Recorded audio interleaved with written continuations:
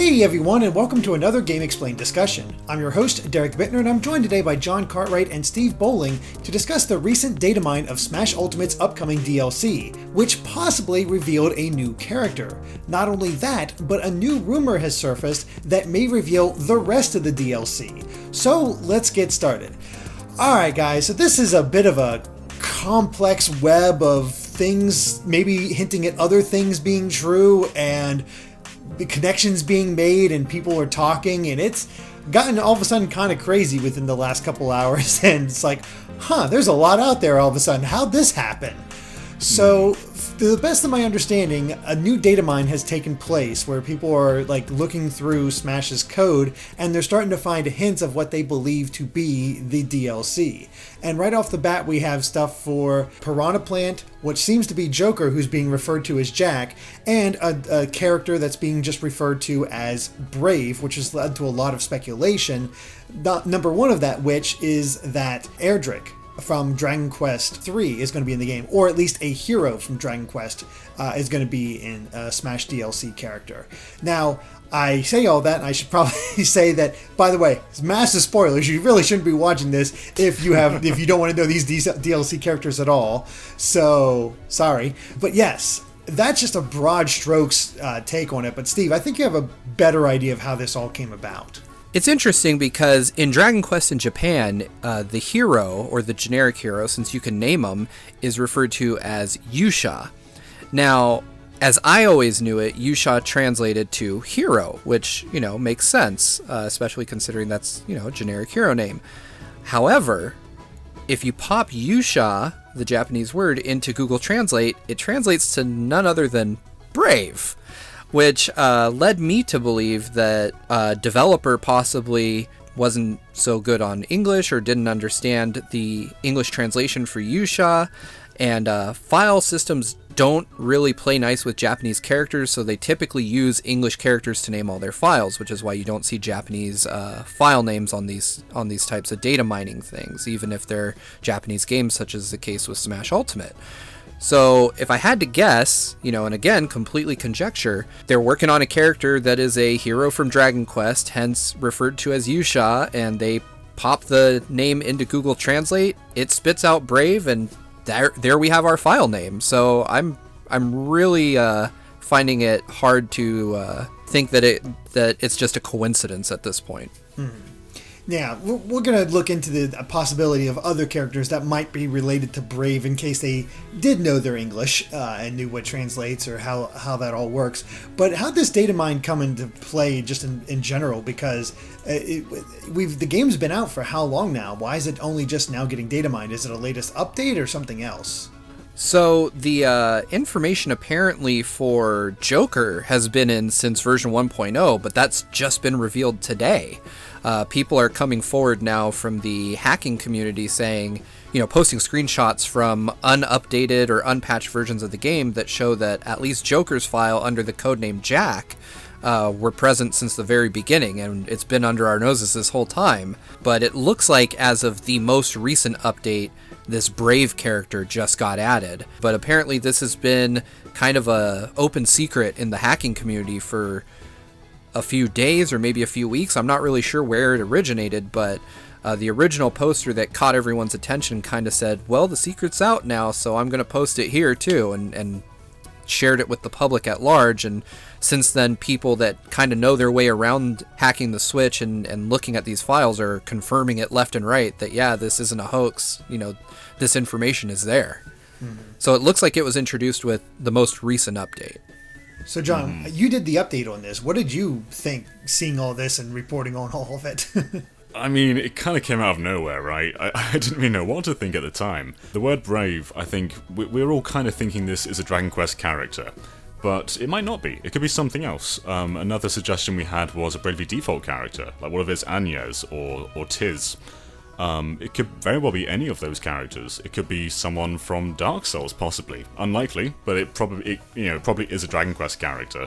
But it's very convincing though, because there's another rumor as well, we'll get into later, which lists a whole bunch of other DLC characters, and Erdrick from Dragon Quest is among them.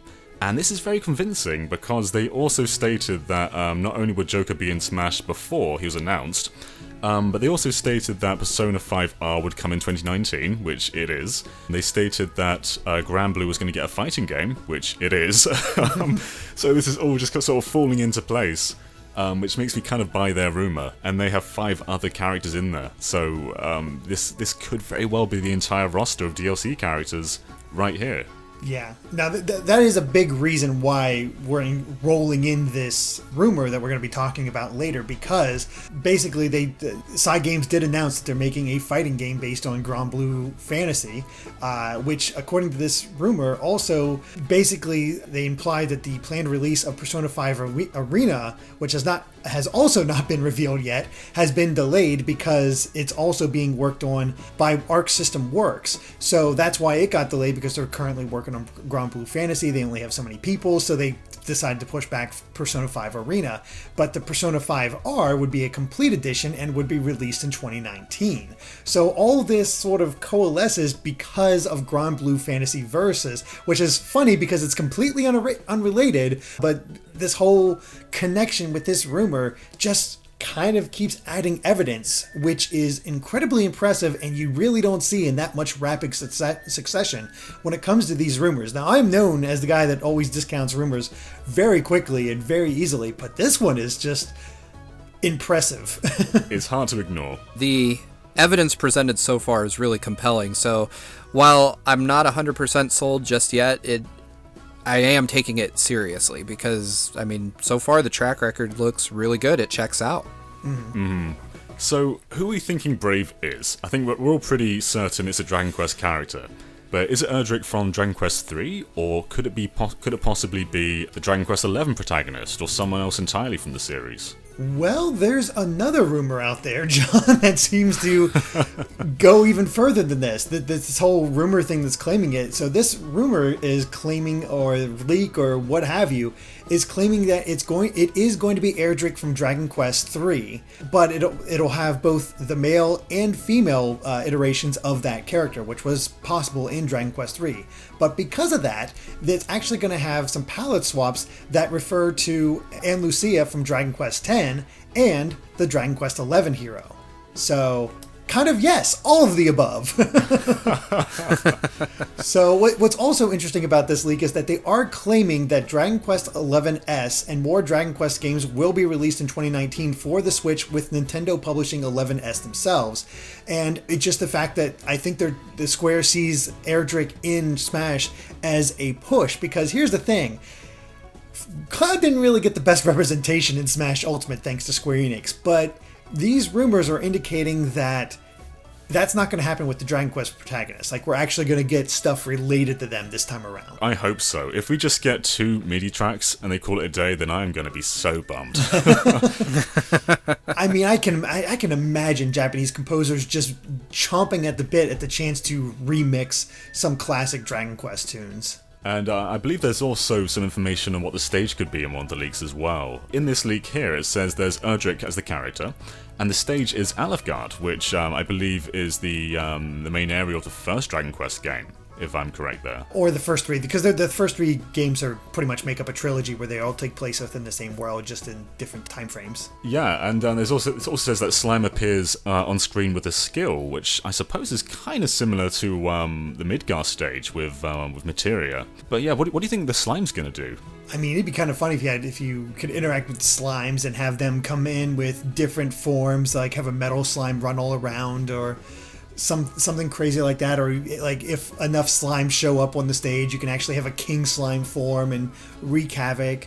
Yeah, I'm not sure. There's a lot of stuff they could do. Like for Alefgard itself, I'm imagining like one of the castles from the game, maybe even like the Dragon Lord's castle or something to that effect, and having like shifting times or anything like that. But if it is Alefgard and it is featuring slimes, it would have to be from the beginning of the game, so it might be like the opening castle type area, which I imagine to be bright green and just filled with that Dragon Quest personality. I was kind of hoping Slime would be part of his moveset, because there's quite a lot you can do with Slime. As you just said, there's different variants of them.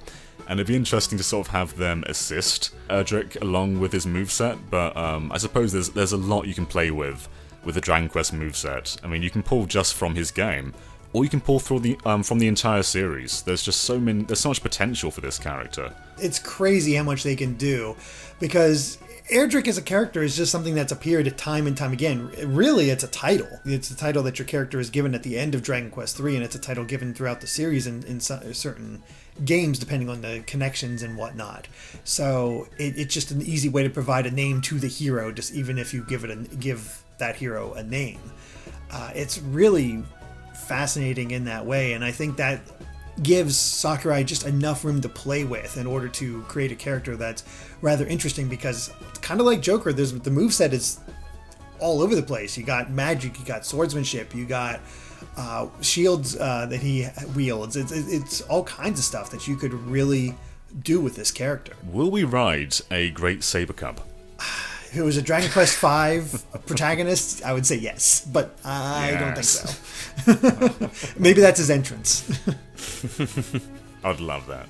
And I don't think we can quite understate just how prominent Dragon Quest is in Japan. Like, this is one of their biggest franchises. So while it's never had too much of a global presence, in Japan, this is as big as it gets. This is basically the biggest franchise they could get for Smash, at least on the Japanese side. Oh, absolutely. Agreed, because this is the big one. This is, I was surprised that Erdrick didn't show up in the main game, but as DLC, yeah, that makes sense. And really, what better way for Square Enix to push people to check out Dragon Quest? And if this rumor is also true about Nintendo publishing 11S themselves, no wonder they want him in Smash, especially if you have a palette swap for the 11 protagonist. Because, geez, you want to get an audience interested in your game all of a sudden with gorgeous graphics and whatever else. That's the way to do it. Look what happened with Fire Emblem. This kind of pleases the Goku crowd too, because same character designer, Goku's kind of in Smash in some way. That is not the same thing, and I will not accept it as a substitute. No, there's a Goku in Smash as a spirit. It's crazy just to think about this, and honestly, I love this choice. Joker's a great choice, Erdrick is a great choice, man. I'm loving the RPG representation. And yeah, I'm really curious how it's going to all end up, because we paid some lip service to anybody else, but the way Steve broke it down, I can't imagine Brave referring to any other character. Mm-hmm. Unless it's Merida from the Disney Pixar movie. Oh, that's it. Perfect. Yep, obviously. It's all a very complex code name for Sora. So they're hinting towards a Disney character. Now we're talking. And there you go. Perfect. Love it. I mean, the funny thing is, there's not a lot else to talk about here, unless we want to get into the other Datamine information that's gotten out there that you discovered, Steve. Yeah, so just to put my tinfoil hat on for a second, this is from one source, meaning that I have not seen this independently confirmed from other people. So it could just be somebody with a particularly good set of technical skills that's producing convincing fake information, but I'm inclined to believe it just given how much stuff has come out today. But Twitter user Mizumi has been posting technical data for Brave, whom we all believe to be a Dragon Quest hero at this point, showing that they're a medium-sized character, which is in line with characters like Link or Joker. So, for instance, apparently Piranha Plant and Joker both have rapid jabs. The Brave character does not. Looks like we've got weights for the characters. Piranha Plant comes in at 112, being the heaviest of the 3 DLC characters we know about. Joker is the lightest at 89. And Brave is clocking in at 101. For reference, they give Pichu's weight at 62 and Bowser's at 135, which, again, kind of in my mind lends credence to the idea that Brave is probably a Dragon Quest character, because 101 is pretty heavy for a medium-sized character, which indicates they're probably wearing some kind of armor. At least in my mind, that, tells me this character is probably wearing something heavy. They've got really deep technical stuff that I'm not going to get into, like run speed and landing lag frames, which I'm sure to some folks mean the world, but I am a very casual Smash player. I'm not going to tell you how many frames of invincibility or armor anyone has. I'm going to tell you how far I go flying when I get hit. Yeah. Joker does, based on the information that this person put out, it does seem that Joker is the fastest. Not nearly as fast as like Sonic, but definitely faster than the others. Although what's really funny is that Brave and Piranha Plant are almost the exact same speed at 1.72 for the Piranha Plant and 1.74 for Brave. Yeah, and what's really interesting though, you mentioned their speeds are the same, but Piranha Plant is the code name, pretty obvious, but Piranha Plant is a heavy character. So Brave is a slow medium character, which is interesting. I mean, we saw that trailer and Piranha Plant was moving sometimes, I gotta say. Yeah, he looks pretty fast, so it's going to be interesting to see. I mean, considering Joker is way faster than the two of them, just how fast he is in a fight. Assuming that this information doesn't change by the time the character releases, because again, all of this is presumably unfinished. So, this stuff could change before any of these characters actually end up being available. Exactly, balancing and whatnot. Because Sakurai even said himself that Joker is not even in a playable form yet. They have no gameplay that they can show. So I imagine it's even earlier stuff for Brave in this case.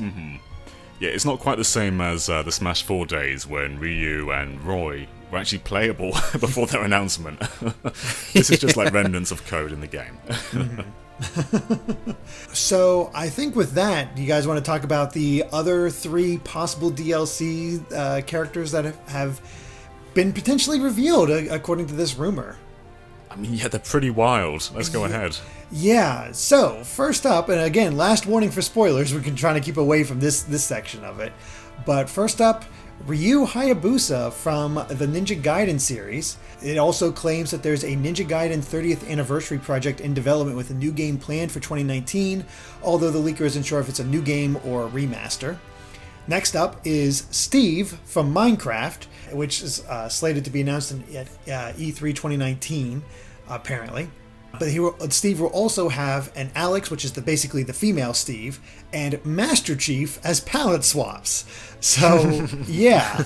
Apparently, according to this rumor, Steve was originally planned for the main roster, but will now be released later to promote DLC for Minecraft Dungeons, which, who knows if that's true or not, but you'd think Steve would be out earlier because he's, was supposed to be in the main roster, but who knows. Maybe Microsoft asked him to hold off a bit or something to that effect. Hard to say. And as crazy as having Steve in the game, this last one takes the cake. I really think. The final DLC character apparently coming to Smash, according to this rumor, is the Doom guy, or the Doom Slayer from, of course, Doom. He's also expected to be announced at E3 2019, and the Doom Slayer will have his Doom 64 attire as a palette swap, but he's mostly intended to be a promotion for Doom Eternal, which makes a lot of sense. And that is insanity to me. To have something like Doom of all things. Like, it was weird having Bayonetta, but to have somebody like Doom running around with Mario is weird. I mean, granted, Ryu Hayabusa has some pretty bloody games on the Xbox, but wow. I'm in love with this lineup here. When we originally did our Smash predictions, we were super safe, because when they said Nintendo were doing their lineup, we all thought they would just be promoting their upcoming games. Like, our choices were things like Rex and Pyra, which I still want in, but I'm happy with this. And things like probably things like Shy Guy, just like really safe bets. But to have these 5, it's insanity. They're all third parties, and 3 of them are new third parties. Like Joker is technically belongs to Sega. Erdrick is Dragon Quest. Erdrick is Square Enix, and then we got Ryu, who is Koei Tecmo, and Steve is Microsoft. Then Doom Guy is Bethesda. So this is really expanding the third-party lineup of Smash, and there's just some insane choices here. And I don't think we can really understate how big Steve is either, because Minecraft is basically the biggest game out there. And I know a lot of people wanted a different Microsoft character like Banjo or Master Chief, but Steve is just going to resonate with, huge with a different audience. Like, the kids and people who grew up with Minecraft are going to adore this, and he really is a gaming icon. He kind of belongs in Smash. In a way, yeah. It's interesting. I do agree that Steve is kind of a really good choice in terms of how he can fit into Smash. I in a pre-Villager era, I probably would have shook my head at the concept of a person from a building game being in Smash, but obviously Sakurai has proven he can make a good moveset for pretty much anything.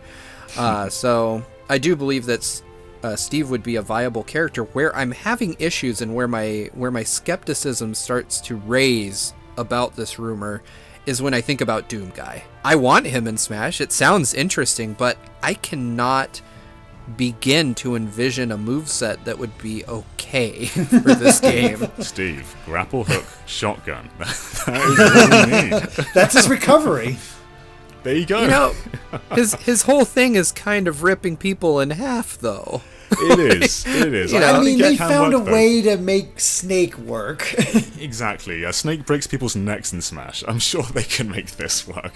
Yeah, well, it's not a question for me of can they make it work. It's almost a question of do they want to make it work. I think that, you know, while we talk about, Snake and Bayonetta, those games almost pale in comparison to just how gory Doom is, and how much how violent that game can be, you know, to the point that, I mean, if we're talking Doom 2, sure, but if we're talking like the 2016 Doom, that kind of gives me pause, that they can, you know, they're very talented folks, but I just have a hard time believing that he has a very adaptable moveset. I mean, I fully believe that there's a huge chance that I'm wrong here, but I have to say I'm kind of, this makes me lean more in the direction of not believing the rumor.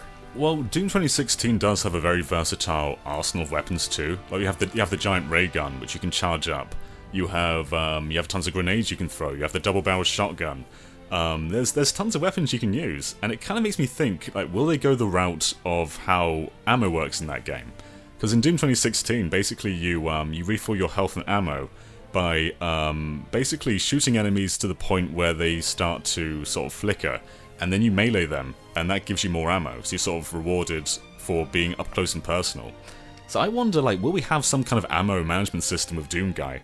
And will being up close and personal with your opponents by meleeing them, will that refill your ammo? Because I think that could kind of work, and it kind of makes Doom Guy, it kind of mixes up like the long range and the short range combat with this character. I love that idea. That is a brilliant idea. I really hope that's the case in this, because it's just the fact that you have to get in there. Like, you can go long distance, but eventually you're going to run out of ammo, and you got to get in there and take care of these guys so you can go back to long distance. That's brilliant. That is a pretty great idea for a mechanic. If he's in the game, I certainly hope that's the way he is. And the thing is, they got a ready-made Final Smash for him with the BFG. Oh yeah, there could be nothing else. It's got to be the BFG. Of course, it has to be. Which, just the fact that we have a BFG in a Nintendo in like Smash Brothers is insane. If this is the case. Yeah. I suppose there's probably more from Doom Eternal we haven't seen yet. So I'm assuming the grapple hook shotgun is going to be either his recovery or his grab. But I guess that game's going to have even more new weapons, and they could even use some of those. But yeah, Doom 2016 on its own is a very versatile game, and I think there's a lot they can pull from it. And there's also lots of ults that you can use for Doom Guy. Obviously we know the rumour says the Doom 64 ult, but Doom 2016 has multiplayer as well, where you can kind of customise your own marine. So I wonder if they're going to try and like pull some of the colour schemes or designs from that as well. Yeah, there's definitely a lot you can do with Doom Guy. And yeah, I guess he is kind of the character that makes you think, like, is this really real? But at the same time, I look at him and I say, yes, I want to play as him in Smash. I mean, technically, with this rumor, you get two versions of Master Chief in the game. Between True. Steve I mean, and yeah, Doom this Guy. is as close as we're going to get. Yeah, exactly. That's the thing. I look at this roster and I'm like, that's crazy, but also like, yeah, no, I get it. Ryu is definitely old school Nintendo. Same with Erdrick. Like that, he originated on the NES and the Famicom, so that makes perfect sense. Steve, biggest gaming anything in the world. Like it's just as popular in Japan. Yeah, exactly, Steve. You should be proud. That's gonna be weird for you, by the way, to have the Smash announcer go, Steve. Oh, that's my main decided. I am legally obligated now to use him as my main. But since we're back on the topic of Steve, and I hate to pour water on this some more, but Oh no. there's a part of the rumor that doesn't really sit well with me. And it kind of clicked in my mind a little earlier when we were discussing how Joker was left, how people have found info for Joker starting at version 1. Meaning that this character that we knew nothing about has been in since the beginning. Now the rumor says that Steve was originally planned to be part of the main roster, and that he was then later pulled in favor of, pushing his reveal to a later date to coincide for marketing purposes. That doesn't sit well with me if we know that information for Joker was in the code of version 1.0. If the development story that they're passing off in this rumor is true, then why is there no trace of Steve in the code? I suppose maybe Steve didn't get any further than planning, whereas Joker maybe was in production already. Because we from what we believe, I believe Joker is basically the first DLC character after Piranha Plant. So yeah, it's very possible just the pipeline of development just changed. Entirely plausible. Yeah, that'd be the most likely excuse, but I do see where you're coming from there, Steve, as far as what might be happening with this, because again, this is not confirmed at all. It's just a lot of things lined up that give this a lot more credence than most rumors. That's for sure. Right, absolutely. And like we mentioned earlier, this leaker does have an impressive track record so far. So it's entirely possible. They were right about Joker, for instance. They were right about the Grand Blue fighting game and Persona 5R. So there is a precedent set there. My worry is that this leaker may have credible information tied to specifically Sega or Atlas products, and maybe kind of using some of that information to slip some fakery in there, which is entirely possible, because so far everything they've been right about has had some relation to a Sega or Atlas product, or more specifically a Persona product. I could be. Am I right on that? Other than the Grand Blue Fantasy Versus, but that does have a connection thanks to Arc System Works, so you can still see why, internally, you would know that. Right, Yeah. exactly. So another project of theirs pushed an Atlas project to the side. So it could be that this person, is just having a bit of fun with us, knowing that they have some information that can tie directly to Smash and using that to kind of rile up the fan base.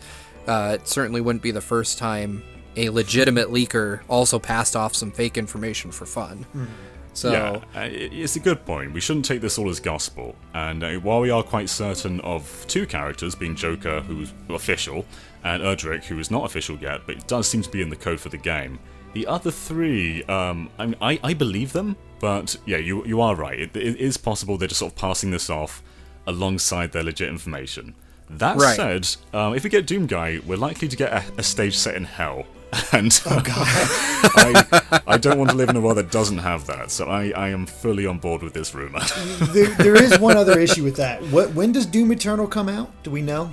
I believe it's just 2019 at the moment. I don't think there's a solid date just yet. So here's the thing. All this DLC is supposed to be released by February of 2020. That's the latest point. If they're doing a lot of these for promotion, what order do you see this coming in? Because Ryu is supposed to be promotion for a 2019 game. Doom Guy is supposed to be a promotion for Doom Eternal. Steve is for Minecraft Dungeons or whatever the heck that game was. Who gets last in this case? Would it be Doom Guy? Because if it's all for promotion, or maybe it's promotion in the sense of tie-in. Who knows? But that's another thing. The timing of this makes me wonder a little bit. It's a good point, but I do wonder, does the character have to be released for it to be promotion? Because I guess if you've just announced that this character is coming to Smash, then you've already piqued the interest of the Smash community. So if you tell the Smash community that Doom Guy is going to be in Smash in 2020, I think they're still going to probably pick up Doom Eternal, just out of curiosity for what this character is. Good point. Plus, Doom 2016 is already out on the Switch, so you can go ahead and pick that up.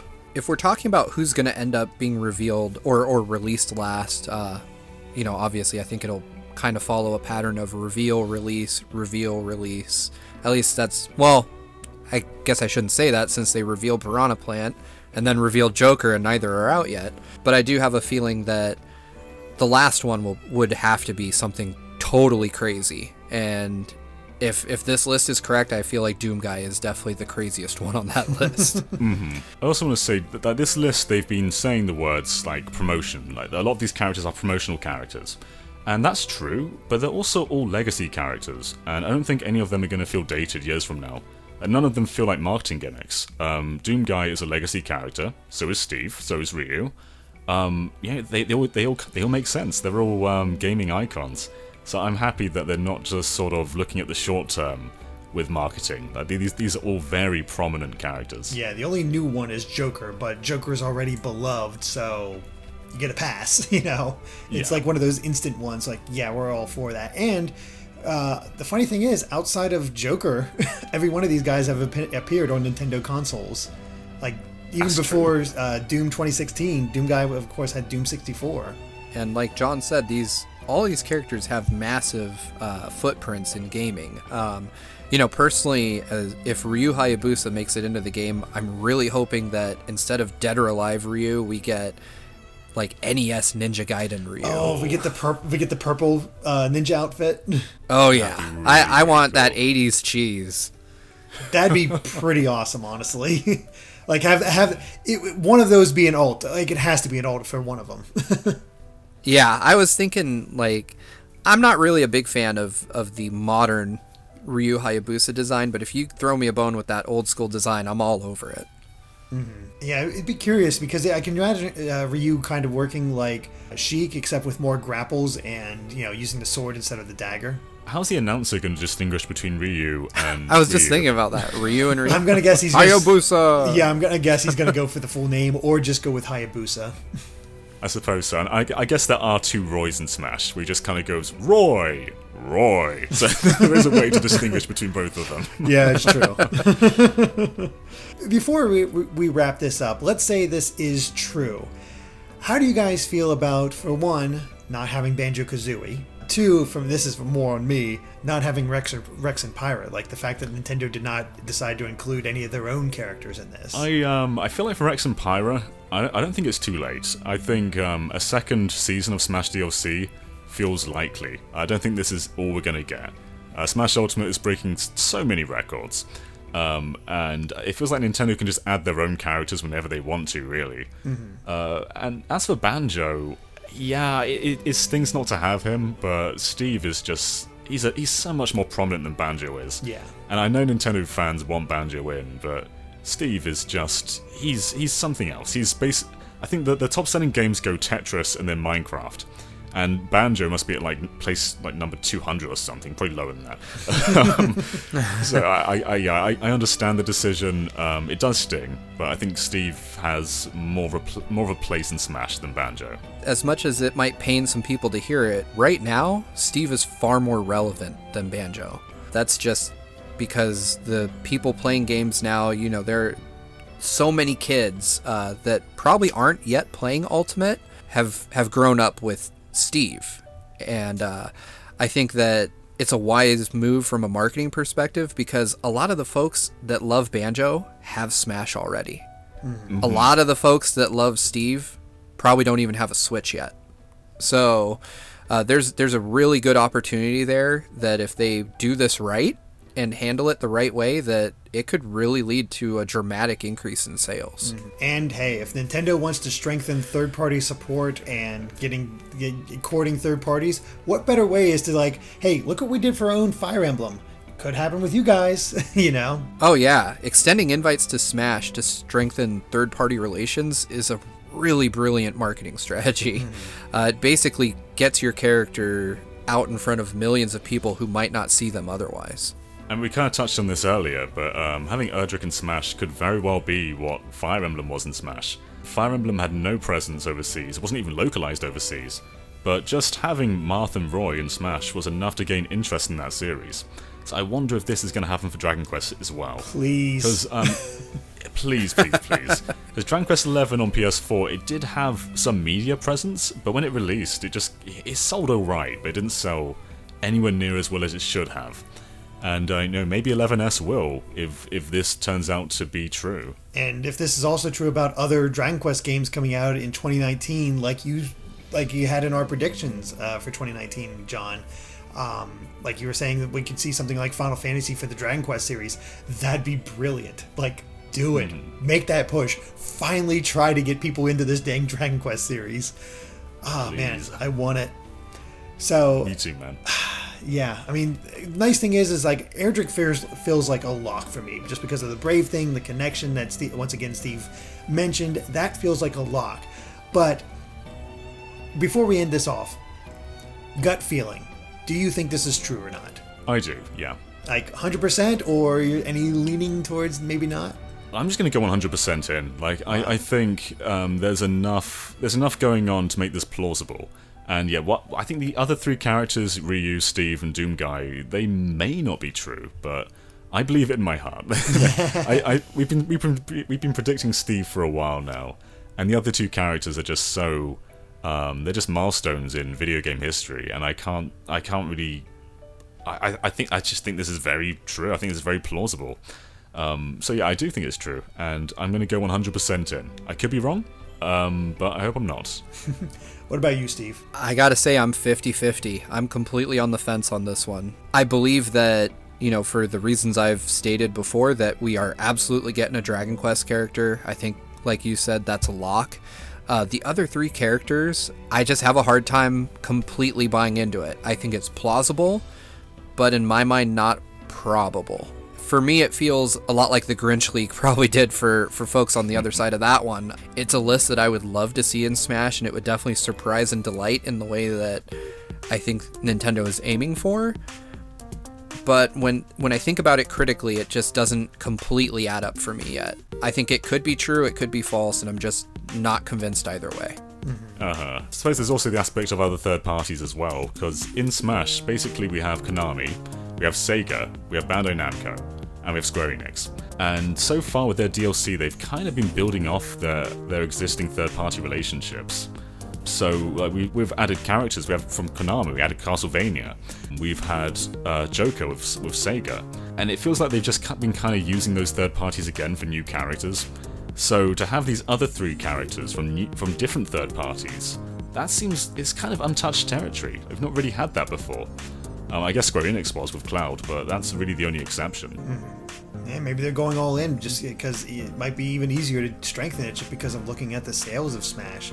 Like, I'm sure a lot of these, it got locked in beforehand, but I can still see them like, yeah, this is a good presence and, people want this, so maybe we're all for it. As for me, I'm about 90% sure this is true. Like, I could probably even go higher. I could probably go to 95% saying this is true because something about it just clicks with me, and I'm not sure why. Probably just because of this guy's track record with the whole Grand Blue Fantasy thing. But maybe that's off. Maybe he is playing a trick. Who knows? If I'm wrong, hey, I'll admit it. I'm not afraid to. And I'm, like I said, I'm always the one that's not so sure about rumors. But this one feels like it has some teeth behind it, and so I'm gonna go mostly all in with 95% confidence that it's gonna be true. Wow. Yeah, it's weird. It's weird not to be the one that's the most. It's a first. Yeah, it's weird not to be the one that's like, nah, this is not gonna happen.